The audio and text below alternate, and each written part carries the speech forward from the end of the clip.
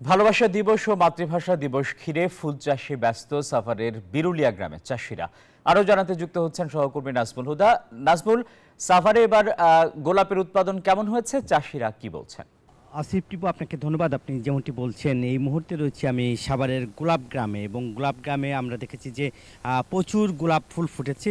পাশাপাশি কিন্তু দূরদূরান্ত থেকে মানুষ এই গোলাপ গ্রামে আসছে এবং গোলাপের যে সৌন্দর্য, সেই সৌন্দর্য উপভোগ করছে। আমরা এখানকার গোলাপ প্রেমীদের সাথে আমরা কথা বলেছি, তারা এখান থেকে সরাসরি গোলাপ ফুল কিনে নিয়ে যাচ্ছে। এবং এই যে সামনে যে দুটি দিবস রয়েছে, পয়লা ফাল্গুন এবং বিশ্ব ভালোবাসা দিবস ও 21শে ফেব্রুয়ারি, এই দিবসকে ঘিরে কিন্তু ফুল চাষিরা এখন ব্যস্ত এবং ফুলও প্রস্তুত রয়েছে। তারা এবার ধারণা করা হচ্ছে যে শত কোটি টাকার ফুল এখান থেকে তারা বেচা কেনা হবে। এবং যেহেতু এই গ্রামে কিন্তু আপনার বলা হচ্ছে যে প্রায় 600 হেক্টর জমি কিন্তু ফুল এখানেই চাষ হচ্ছে। এছাড়াও সাভারে কিন্তু আরও 700 একর, অর্থাৎ প্রায় 1500 হেক্টর জমিতে কিন্তু এখন ফুল উৎপাদন হচ্ছে সাভারে। এবং সুপরিচিত এই যে গোলাপ গ্রামে আমরা দেখেছি যে এখানকার অনেকেই তারা এখান থেকে সরাসরি ফুল এখানে কিনে নিয়ে যাচ্ছে। এখান থেকেই মাঠ থেকেই, অর্থাৎ এই যে গোলাপের গ্রাম থেকেই ফুল তারা সংগ্রহ করছে। এবং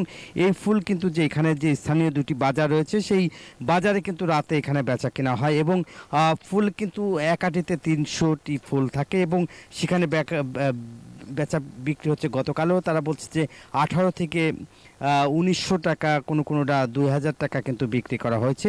এবং এখানকার যারা কৃষক, তারা আসলে বলছে যে এবার এই জমিতে কিন্তু যে গোলাপ চাষ করা হচ্ছে, এর মধ্যে সবচেয়ে বেশি চাষ করা হচ্ছে বিরুলিয়ার মোস্তাপাড়া ও শ্যামপুর এলাকায়।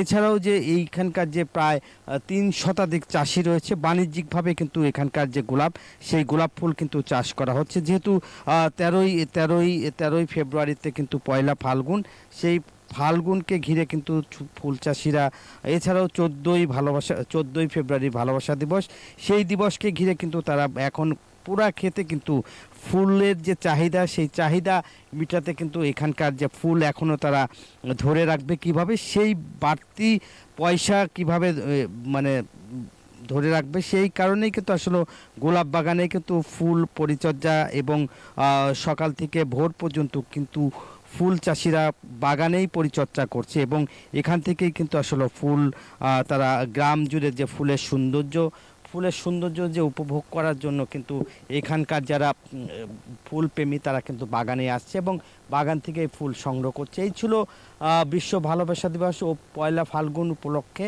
ফুলের চাষিদের, ফুলের গ্রামের সর্বশেষ খবর। ফিরে যাচ্ছি স্টুডিওতে, আসিফ টিপু আপনার কাছে।